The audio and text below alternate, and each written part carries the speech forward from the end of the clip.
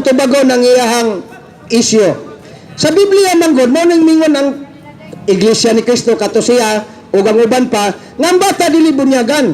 Sa unsang rason bantay pag-ayo ka kitang Katoliko dili ta mapili ngano man di ta katuod og sitas. Basahan mo sa San Marcos 16:16. O sa may giingon din na ang mutuo og magpabunyag maluwas apan ang dili mutuo pahukman sa silot. Ang bata wa may pagtuo nganong gibunyagan man sa Katoliko mao na ilang supak.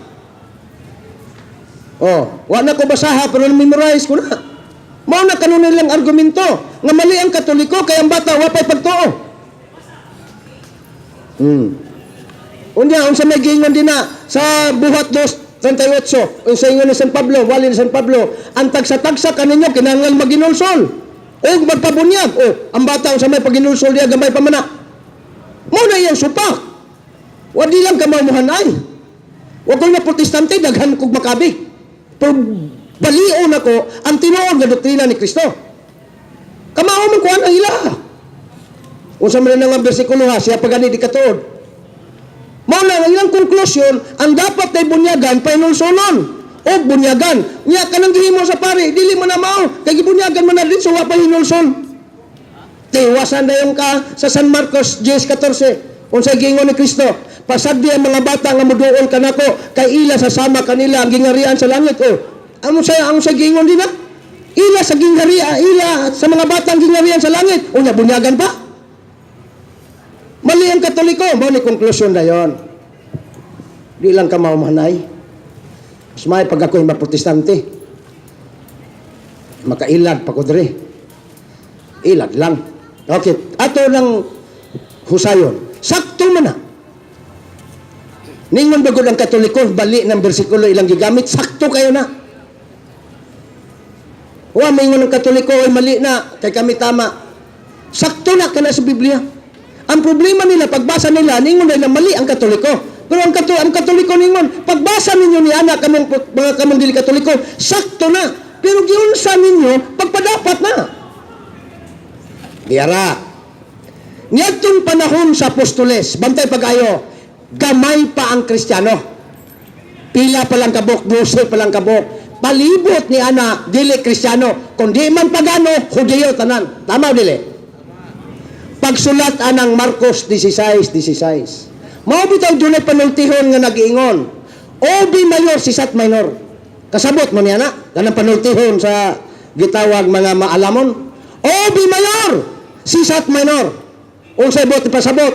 Unaha ang dagko, meaning ginikanan, kay isunod ang gagmay. Meaning, walihan o sa, patuhuon o sa, ang mga pagano, mga Hudiyo, nga mga ginikanan. Maunang San Marcos 16:16, ang mutuo o magpabunyag. Asa na gitumong? Dili sa mga anak na gagmay, kundili sa mga pagano o mga Hudiyo, nga mga ginikanan sa panahon sa apostoles, kay gamay pa, wa pa yung mga bunyag. Di pa dapat na. Mabitang sa Katoliko, kung wa pa kay bunyag, dako ka diha, bunyagan ka, pero pahinulsulon ka sa ipadapat ng San Marcos 16:16. Kung wa pa kay bunyag, dako ka na. Gihimo na sa Katoliko. Pero ang bata, wala pa may nahimong sala. Unsaon man na, pahinulsulon dili. Ihatag na lang dayon ang gitawag sanctifying grace. Grasyang makasantos nga nahubo gikan sa pagpakasala ni Adan og iba, gibalik diha sa bunyag. Mao nang magpabunyag ta. Kay ang tuyo niya na dili kay ang litson ninyo. Ang tuyo nga nung nagpabunyag ta kay nahubuan sa grasya ang kalag sa bata diha sa pagpabunyag ninyo, gibalik na. Nakala ning uban, nasuko pagpari kay wa matarong kay ang litson luto na. Sa mga baboy di tuyo ninyo. Nga pagbunyagi ng manunda ko ng mga bata, wa pa yung bunyagi. Wa pa may kwarta doy, gamay pa man ang baboy. Ang baboy di giingin mo bunyagan.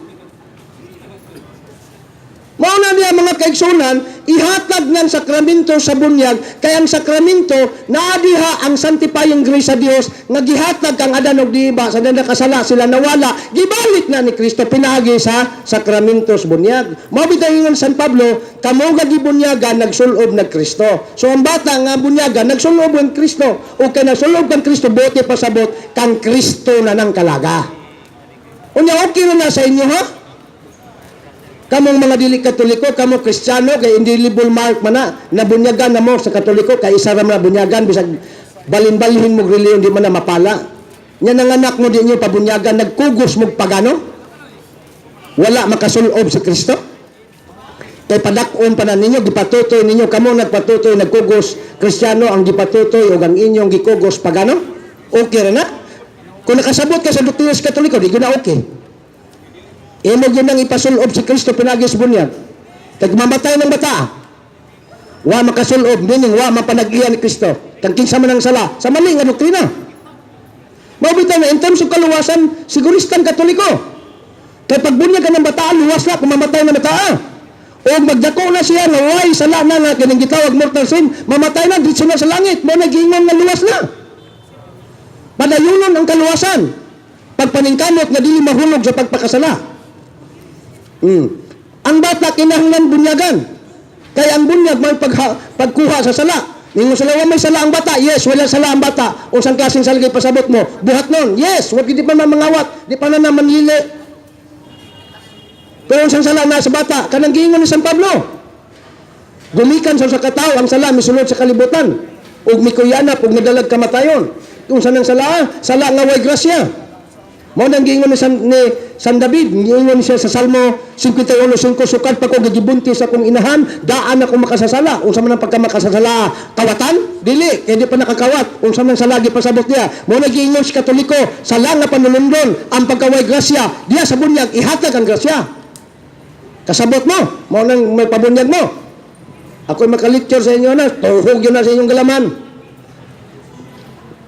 Mao nang bunyag. Manang magpabunyag ta, that's why. Aron iso pasulob si Kristo.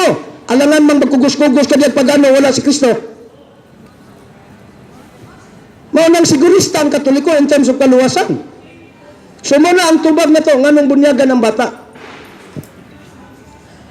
O gano pong dili na to pinulsulon, kay wabay sala ang bata. Nakagiingon nila, o naman nagigingon sa 10:14 brad, San Marcos. Pagdi ang mga bata nga maduol ka nako kay ila sasama kanilang gingaran sa langit o langit ang bata. Study po ning uban, bisag unsaon nimo gi-study do, bisag unsaon nimo pangutana di ka katumba. Ug ako'y tubag nimo. Kaya kamatuoran, gituis lang na ninyo. Yes. Tama ang San Marcos. Pasagda ng mga bata nga maduol kan Kristo, kay ila kanilang gingarihan sa langit. That's why ipaduol sa bunyag, kaya ang pagpaduol sa bunyag, mao na pagpaduol kan Kristo. Nakuha ninyo? Ang rason sa Katoliko labihang lauma. Yes. Ipaduol ang bata kan Kristo sa unsang pamaagi, pinaagi sa bunyag. Kaya ang pagpabunyag na to, mao pagpaduol kan Kristo, o dili lang pagpaduol, kundi pagsulob ni Kristo. Mao nang bunyagi ang bata. Kung gusto kang maluwas, dili ka ikaw lang. Gitudlo ba na diya? Wala. Kaya misa man na. Pero apil kag doktrina, ako'y makaliktor. Sigurado yung kakasabot kas doktrina sa Katoliko. Mao na daghang kang nibiya, nanganak karon kay wa na bunyagi ang bata nila, nagkugos-kugos na sa larong pagano. Na, unsa gingon ni Kristo? Mateo 18:6. Mas maayo paghiktan og galingan, nagantangan ng liog, kaysa makaangin ning mga bata. Kinsa man nun hiktan ana ron, gikan sa pastor padung sa membro. Kay mao na doktrina nila. Delikado na, dili ako nagsulti na, ang Biblia nag-ingon na. So, ingana mga kaigsunan. So nawala na to ang nganong magkumpisal ta. Ang kumpisal mga kaigsunan, dili na imbento sa usa ka pari lamang. Dili na imbento sa obispo, dili na imbento sa Roma ni Santo Papa. Gitukod na ni Kristo. Kay ang kumpisal, mao kana ang paghibalik nato kang Kristo. Nganong terminong mahibalik man kung mangumpisal ta? Nganong termino man na? On that statement, on that premise, dali na nimo masabtan. Ang kumpisal mo ay pagpahibalikan Kristo. Sabtan wala. Tagaan na to kanalohiya. Ikaw na anak, nakasala ka sa imong ginikanan.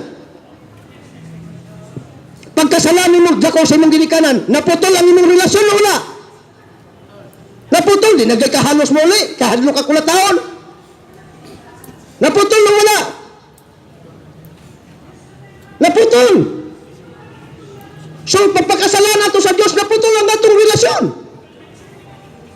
So, paunsa na pamagi ni Kristo, ano makabalik na kay love. God is love. Christ is love. Si Kristo gugma. Maunong ito kung sa kumpisal, kay diya sa kumpisal, manaad ka, atubangan sa iyang ministro, atubangan sa iyang pare, nga katong imong sala, dili na nimo usbon.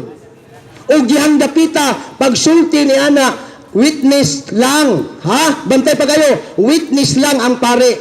Maunang halad ang pare o pag-ampo, kanimo, ngadto sa Dios. Naba na sa Biblia na, basaha ang hub.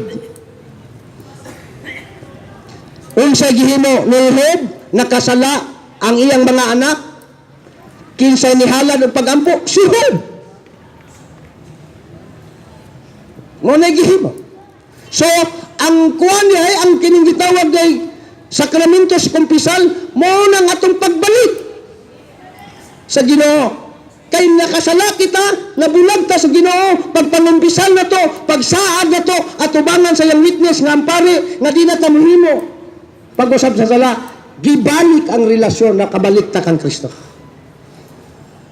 Mo nang mingon na pud ang pare, ako nagapasaylo kanimo sa ngalan sa Pedro nga pare, dili.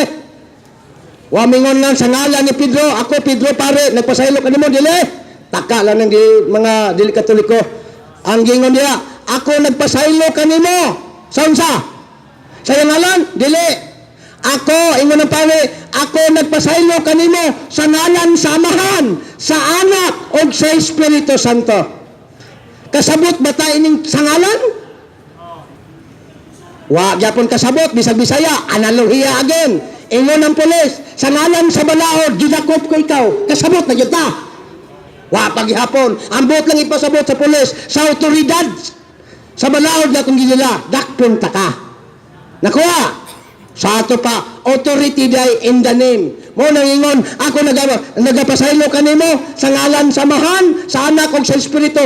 Dili di sa ngalan sa pare. Kay mato pa na nagpasaylo daw ang pare. Sa ngalan di ay samahan. In the authority of the Father, in the authority of the Son, in the authority of the Holy Spirit. Therefore, in conclusion, in summary, in the authority of the Blessed Trinity, ako nagpasaylo kaninyo. Kung wala ang Holy Trinity, kung wala ang Diyos, ako nga pare, dili kahimo og pasaylo. Mo na doktrina na to. Busa kanang di kahibalo, pataka nag-ambak og reliyon, sultihin ninyo, paminaw mo. Paminaw mo sa doktrina sa Katoliko, ay mo patakag ambak na yun. Ha? Wamingon ng pare nga ako, si Father ko nagpasaylo kanimo, nili. Ang gingon sa pare, ako nagapasaylo kanimo diha sa autoridad, samahan sa Anak o sa Espiritu Santo. Lakaw, gayaw na pagpakasala. Buhatan ng penitensya, 1 Our Father, 1 Hail Mary, ingon anak, nga naman, kay sakit man na sa kalag.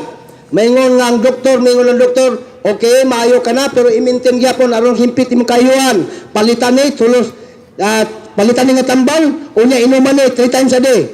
So, physical na. Pero sa espiritual, magkinahanglan ba tag medisina? Dili. Naatay medisina gyapon. Unsa man?